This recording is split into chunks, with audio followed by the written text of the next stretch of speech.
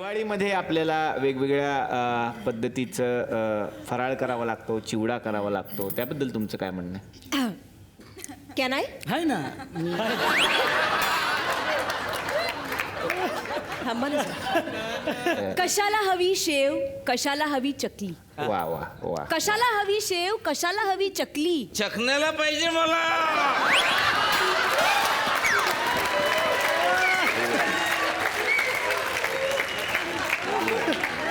धन्यवाद.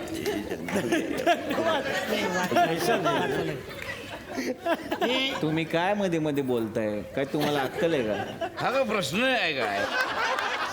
पाहुतुल्ला खान, आपण काय घ्याल? भजी घेईन की. कार्यक्रमाला आलाय त्याच्यात काय घ्याल? भजीन ते का हॉटेलची ऑर्डर घेतो का मी कार्यक्रमात? भजी मागवतो काय? एक कविता सादर करा छानशी अशी. हा.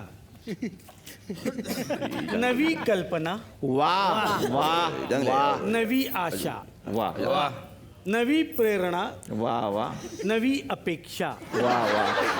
पुढे बस एवढेच आठवणीत माझ्या.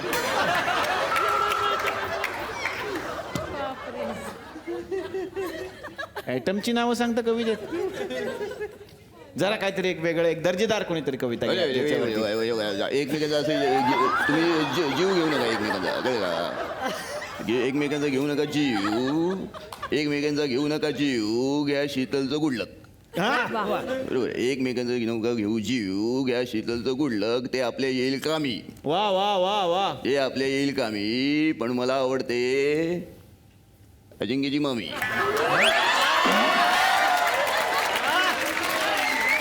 तर अतिशय सुंदर अशा कवितांचा हा कार्यक्रम चाललेला असताना आपल्याला काय याच्यावरती बोलायचं आहे का? कशाला हवी रांगोळी, कशाला हवा कंदील? कशाला हवे नवीन कपडे, कशाला हव्या पणत्या? तुमच्या घरी कोण गेलंय का आज?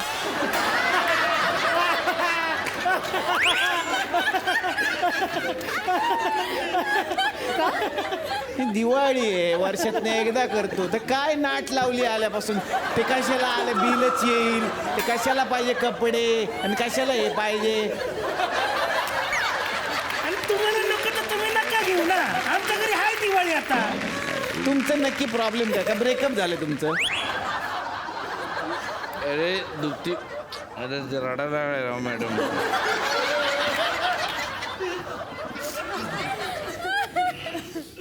हा ना ना, याला अजून थोडा, अजून थोडा, हा ना ना. मी ते हे करत होतो ना. गप्पा बसा. या ठिकाणी मॅडम झाला असेल रडून, तर काय बोलायचं तुम्हाला याच्यावरती? थोडं बळ एकवटलंय तर मी अरे वा, कविता घेते. घ्याच. कशाला हवी रांगोळी, कशाला हवा कंदील? वा वा वा. कशाला हवी रांगोळी, कशाला हवा कंदील? खरंय. दिवा पेटवा एकमेकांच्या हृदयाजवळ. वा. अरे मरल ना मग तो मग. का? हृदयाजवळ दिवा पेटवला काय जिता राहणार आहे का तो? हृदयाजवळ दिवा पेटव काय माणूस आहे? हॉरिबल. अरे ते तर आम्ही लहानपणी खेळत होतो शाळेमध्ये. काय? काय? व्हॉलीबॉल. काय चालू आहे तुमचं? रडत काय तुम्ही? रडतायत त्या. अरे रडत रडत बसण्यापेक्षा सिस्टीम हलवा. वा वा वा. रडत बसण्यापेक्षा सिस्टीम हलवा. चांगला लागतो तो. काय? तो सिस्टीम हलवा.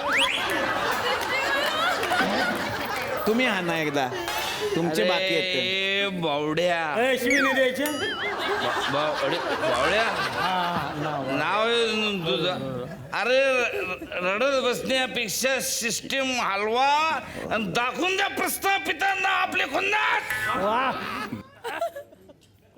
रडत बसण्यापेक्षा सिस्टीम हलवा आणि दाखवून द्या प्रस्थापितांना आपले खुन्नास.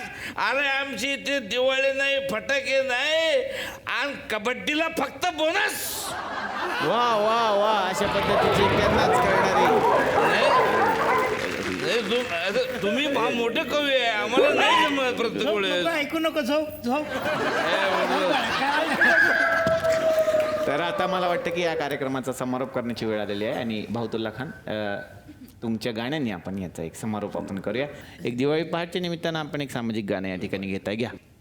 वा. जग हे बुंदी शहाळा, जग हे बुंदी शहाळा, जग हे बुंदी शहाळा, जग हे बुंदी शाळा. सुटकेस ही मन घाबरते, जो आला तो रमला.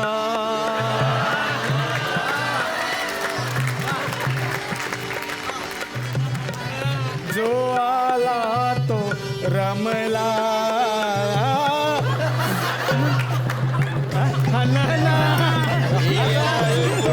अजून थोडा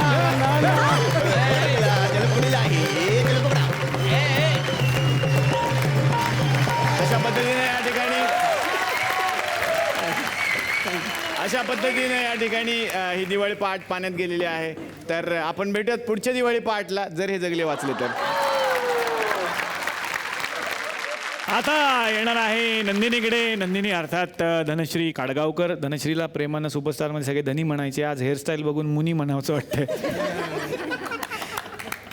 खूप छान वाटलं जेव्हा मी तुला बघितलं या रोलमध्ये, कारण धनश्री खूप गुडी अशी मुलगी, सुपरस्टारच्या सगळ्या स्किट्समध्ये मला पण तिच्याबरोबर काम करायला मिळालं.